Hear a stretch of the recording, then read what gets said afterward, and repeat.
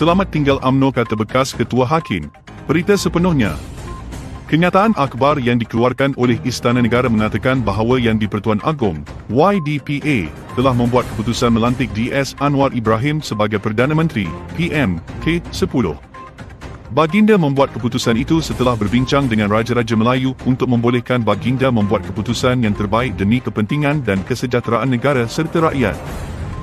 Hakikatnya, rakyat jelata tidak wajar dibebankan dengan kemelut politik yang tiada kesudahan tatkala negara memerlukan sebuah kerajaan yang stabil untuk merancangkan lanskap ekonomi dan pembangunan negara. Tidak pula disebut parti-parti yang bersetuju bergabung dengan PH dan berapa orangkah ahli-ahli Dewan Rakyat, Doktor, yang menyokong DS Anwar. Dengan pelantikan ini tercapailah cita-cita DS Anwar setelah sekian lama menunggu. Apa yang akan dilakunya selepas ini sama-samalah kita menunggu untuk melihatnya. Yang paling licik adalah DAP dengan menutup mulut dan tidak menampakkan muka mereka sepanjang kempen PRU 15 dan rundingan bergabung selepas PRU 15. Mereka tidak membangkitkan kecurigaan orang Melayu terhadapnya seperti sebelumnya. Sehinggakan, semasa menunggu untuk mengambil ubat di Hospital Putrajaya tengah hari 24 November 2022, isteri saya terdengar seorang pesakit perempuan berkata, "Kali ni DAP tak ada, cuma PKR. Cina tak ada pun, semua Melayu. PH lain ni berlain daripada PH dahulu. Dulu PH Mahathir. Ini PH Anwar. Kita sokong pun tak apa." Begitu berkesan sekali taktik mereka. DS Anwar dari awal lagi bersetuju untuk mengadakan kerajaan perpaduan. Alasan yang digunanya ialah beliau tidak mahu derhaka kepada YDPA. Sebenarnya beliau tahu skim satu-satunya cara untuk beliau menjadi PM. Mengikut berita, semasa TS Muhyiddin menghadap YDPA, DS Anwar sedang menunggu di bilik sebelah untuk menandatangani perjanjian yang telah disediakan oleh pihak Istana Negara. Jika cerita itu benar, soalnya adakah terdapat satu komplot antara beliau dengan pegawai-pegawai Istana Negara seperti yang dikatakan pernah berlaku dahulu?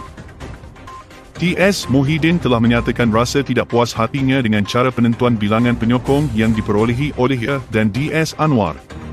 Mengikutnya, pada 22 November 2022 lagi beliau telah menghantar sebanyak 115 SD menyokongnya, yang termasuk 10 dari BN. Pada 23 November 2022, semasa beliau menghadap YDPA, apabila beliau memberitahu YDPA beliau mempunyai 115 penyokong, YDPA terkejut dan berkata baginda tidak tahu. Adakah pegawai-pegawai istana yang bertanggungjawab tidak memberitahu baginda? Pada 22 November 2022 petang, Tempoh menyampaikan SD telah dipanjangkan. Dalam masa 2 hari berikutnya DTBN dan MKT UMNO sibuk bermesyuarat. Berulang kali keputusannya dilaporkan bahawa BN berkecuali. Kemudian keluar pula cerita DS Dr. Wee Ka Siong, Presiden MCA melenting kerana DS Zahid dalam suratnya kepada YDPA telah menyatakan 30 ahli Dr. BN menyokong DS Anwar sebagai PM padahal mesyuarat DTBN memutuskan mereka berkecuali. Beliau begitu marah terhadap DS Zahid hingga mahukan undi tidak percaya sebagai penerusi DTBN dibuat terhadap DS Zahid. Ada pihak yang membuat laporan polis menuduh DS Zahid menipu YDPA. Malam 23 November 2022, keluar pula berita bahawa semua 10 orang ahli Dr. UMNO yang menandatangani SD menyokong DS Muhyiddin itu menandatangani SD menarik balik sokongan mereka itu. Saya menyangkakan bahawa pendirian 30 ahli-ahli Dr. BN itu adalah berkecuali sehingga terbaca NST online jam 9.15 malam 24 November 2022 yang mengatakan antara penyokong DS Anwar adalah 28 ahli Dr. BN. Beberapa minit kemudian, keluar pula berita bahawa PH, BN dan GPS akan menubuhkan kerajaan perpaduan dan Isnin diisytiharkan cuti umum. Jadi, jelaslah sekarang bahawa BN menyokong DS Anwar, bukan berkecuali. Bagi saya, bahawa UMNO _BN berkecuali pun saya kecewa kerana ia sepatutnya bergabung dengan PN untuk menghalang PH berkuasa. Bergabung dengan PH tidak boleh diterima langsung. Ia adalah satu penipuan kepada pengundi-pengundi Melayu. Turut mendukacitakan ialah peranan yang dimainkan oleh Istana Negara yang seolah-olah membantu DS Anwar menjadi Perdana Menteri dan PH berkuasa. bahawa YDPA menitah kepada ketua-ketua parti supaya menimbang cadangan mengadakan kerajaan perpaduan itu tidak boleh dinafikan. Ini disahkan oleh ketua-ketua parti itu sendiri. Ini adalah ulangan apa yang berlaku 2 tahun dahulu. Ia tidak sepatutnya berlaku. YDPA tidak sepatutnya terlibat dalam politik. Ini bukan soal ikut Westminster atau tidak. Ini soal campur tangan dalam dasar parti dan tujuan pengundi. Dalam PRU ini, misalnya PN telah mengeluarkan manifesto dan berkempen bahawa mereka menentang dasar-dasar PH dan pengundi-pengundi mengundi PN atas alasan itu. Setelah selesai pilihan raya dan calon-calon yang mereka undi menang, partinya dititahkan bergabung dengan PH. Nasiblah PN bertegas tidak mahu bergabung dengan PH untuk menubuhkan kerajaan. Bagaimana dengan BN dan GPS?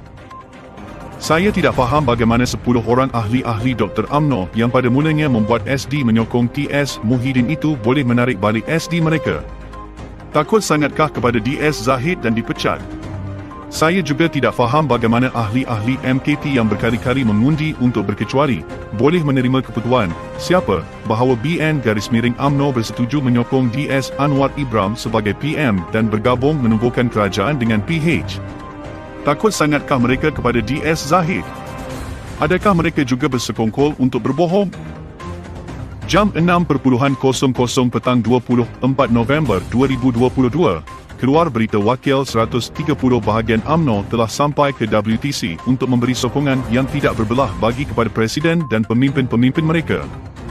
Jika semua bahagian UMNO menyokong Presiden dan pemimpin-pemimpin mereka pun, kita belum tahu bagaimana perasaan pengundi-pengundi Melayu yang mengundi UMNO-BN dalam PRU15. PRK dan PRN akan diadakan tidak lama lagi. Saya ingin lihat prestasi UMNO-BN. Biar apapun, saya merasa tertipu. Saya sudah tidak percaya kepada pemimpin-pemimpin UMNO lagi. Selamat tinggal UMNO.